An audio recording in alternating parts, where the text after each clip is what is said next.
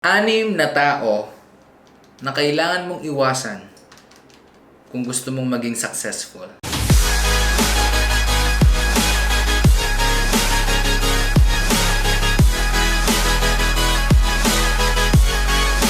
Hello again, this is Coach Jobs. Kung hindi ka pa nakasubscribe sa YouTube channel natin, mag-subscribe ka na. And of course, don't forget to click the notification bell para lagi kang ma-notify every time meron tayong mga videos na ina-upload. Anim na tao na kailangan mong iwasan, mga ka-entreps, kung gusto mong maging successful. Alright? Kasi alam nyo guys, we know for a fact na one of the major factor ng ating well-being, okay, ng ating attitude, kung yung nagmumold sa atin, the way we talk, the way we walk, the way we think, the way we act, the way we do business, yung work ethics natin, the way we live every day, it is being affected by our environment. Okay? And naapektuhan nito ng mga tao na lagi nating nakakasama. Sabi nga, tell me who your friends are and I will tell you who you are. Okay? So meaning, you are the average of the 5 people na lagi mo nakakasama araw-araw. Okay? But then, since environment is very big factor when it comes to your decision making, when it comes to your skills, characteristics towards success, so today, i-discuss ko sa inyo ano yung 6 na klaseng tao na kailangan mong iwasan para ikaw maging successful. Alright? So again, don't get me wrong, no? So kung ikaw yung tipo ng tao na kaya mo namang mag-influence ng mga tao na ito, so okay lang yon. Meaning, you are there to change them, you are there to influence them. Sa halip na ko yung nai-influensyahan, ikaw ang mangi-influensya sa kanila. But then, kung bago ka pa lang na nagbe-business and you're just new to become entrepreneur, might as well, I suggest, na iwasan mo muna itong mga klaseng tao na ganito. Alright? So, unang klaseng tao na kailangan mong iwasan. Alright? Number 1, ito yung mga taong manggagamit or user. Okay? So, marami ba tayong kakilalang ganyan? Okay, sino yun? Ito yung mga tao na pag may kailangan lang, alright, saka lang sila nandyan. Pero, pag oras na ikaw naman yung may kailangan sa kanila, hindi mo na mahagilap, hindi mo na makita. Ito yung tipo ng tao na medyo somehow walang utang ng loob. Bakit? Laging andun lang sila para makinabang sa'yo, alright, to take advantage kung anong meron ka, hihingi ng tulong sa'yo. Ikaw naman syempre, mabait tayo, tutulungan natin. But then, when the time comes na ikaw naman yung may kailangan, you need them for you, sila naman yung tipo ng tao na hindi mo makita, hindi mo mahagilap, alright? At the same time, hindi mo man lang, hindi man lang makapagbigay ng consideration sa'yo. So, ang tawag sa kanila, they are probably their user, no? So, iwasan natin yung mga taong manggagamit kasi they will suck your energy away. So, meaning, sisip-sipin lang nila, di ba? Yung kung anong meron ka, alright? So, bottom line, for the meantime, kung hindi mo sila kayang influensyahan and you cannot tolerate them, again guys, iwasan mo muna dahil hindi sila makakatulong sa'yo para maging successful ka. Okay? So, pangalawa na klase ng tao na kailangan mong iwasan kung gusto mong maging successful. Alright? Ano yung pangalawa? Iwasan mo ang mga taong tamad. Alright? At the end of the day, it's about being hardworking. It's about being masipag. Iwasan mong sumama sa mga taong tamad. Bakit? Kasi they are temptation. Minsan, you want to work out already your business. Meron ka ng gusto mo nang mag-hustle, gusto mo nang maging masipag. Kaso nga lang itong mga taong tamad, walang ginawa kundi influensyahan ka. Oy, wag na lang tayo mag-work. Wag ko nang mag-business, wag mo nang gawin yan. Okay, magganito na lang tayo, magbilyar na lang tayo, mag-poker na lang tayo, di ba?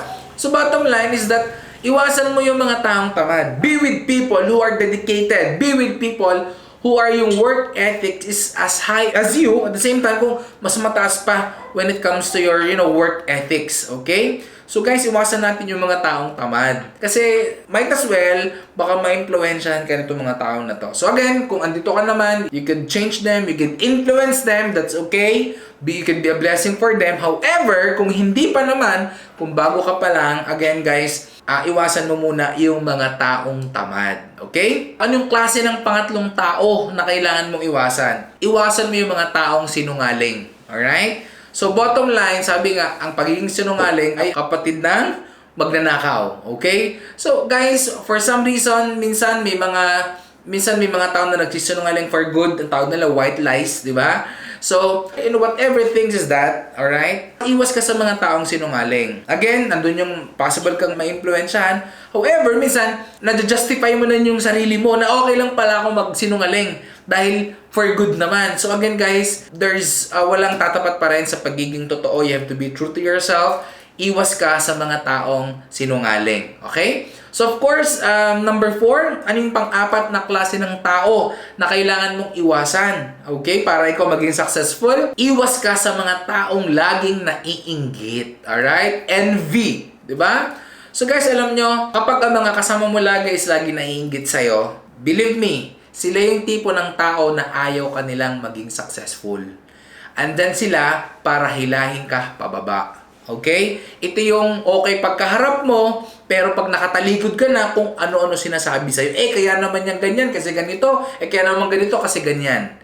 Iwas ka sa mga taong laging naiinggit. Okay? So be with people who are grateful. Sumama ka sa mga tao na they could help you, alright, to reach your dreams. Pero yung mga tao na naiinggit, wala silang nakikita kundi yung mga pitfalls mo, wala silang nakikita kung yung negative side about you.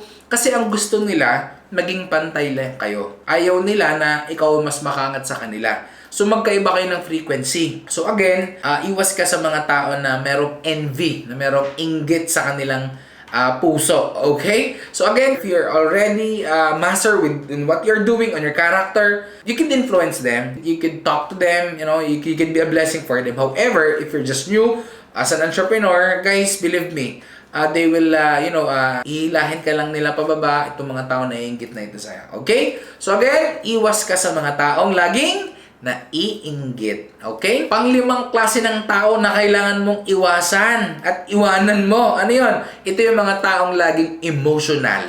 Alright?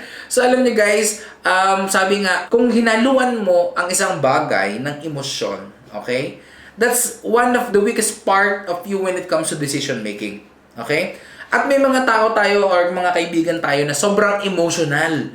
Sobrang feeling nila they're always underdog, lagi silang kawawa. Feeling nila lagi silang kawawa. Feeling nila they have all the problems in the world. Ito yung tipo na wala nang ginawa kundi, nagreklamo and they're emotional. Guys, ang negosyo pag hinaluan mo ng emosyon, that's the time nagkakameron ng crack. Yung tinatawag natin na dedication in our work. So guys, sabi nga, you have to separate your skills and your emotion. So again, na-influensyan ka ng mga tao na to. So iwasan mo muna yung mga taong sobrang emotional. Yung konting problema lang, my goodness, akala mo naman, 'di ba? Buhat na nila ang problema ng buong mundo. So guys, don't be with them for a while. Again, if you're good already on what you're doing, if you master your craft already, you can influence them. However, if you're just new on that certain field, guys, iwas ka muna sa mga taong nukno ka ng ka-emotional. Okay? And last but not the least, okay, pang-anim na klase ng tao na kailangan mong iwasan. Of course, yung taong negative. Okay? Who are those people? Ito yung tipo ng tao na they seize difficulty in every opportunity. Okay? Yung tipo na ang nakikita nila ay puro pangit, hindi nila nakikita yung maganda. Okay? So, guys, example na lang, no? You can see my illustration. Kung may nakita ka na example, tulad nito, meron tayong bond paper. Okay? And then, lalagyan ko ng dot sa gitna of that clean white bond paper. So, how could you know that you are negative or positive thinker? How would you define this coupon bond or bond paper? Are you defining the clean white bond paper? Are you focusing on the whiteness of the bond paper? Or are you focusing on the dot on the bond paper? Kung sa linis ng bond paper na to, ang napansin mo yung tuldok, isa lang ibig sabihin, ang pinapansin mo is yung dumi, yung negative. Pero kung nakita mo yung cleanliness of the bond paper, you're thinking positively.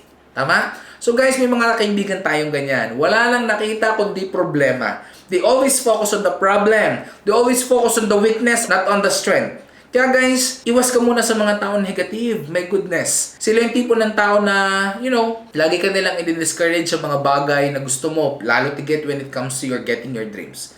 Negative people, ang problema sa kanila, pag nangangarap ka, pinipigilan ka. Pero pag nangangailangan ka naman, di ka naman nila tinutulungan. Di ba? So guys, always remember, stay away from negative people.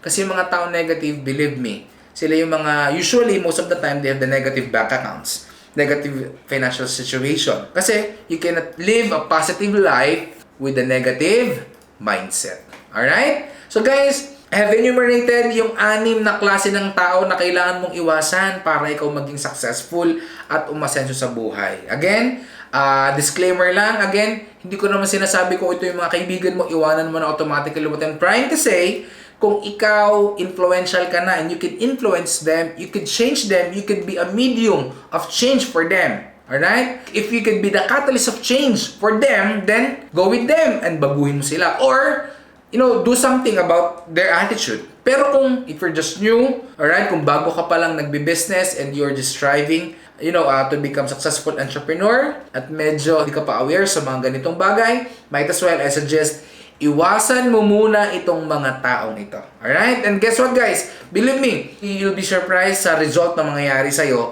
kapag lahat ng ito ay sinunod mo. Again, kung hindi ka pa nakasubscribe, please to subscribe to our YouTube channel. And of course, don't forget to click the notification bell para lagi ka ma-notify every time meron tayong mga videos na upload. And of course, if you like this video, just give it a thumbs up. Kung meron kang question, just comment down below para sagutin natin on our next video. Again, this is Coach Jumps and always saying that you can be the best. Bye-bye!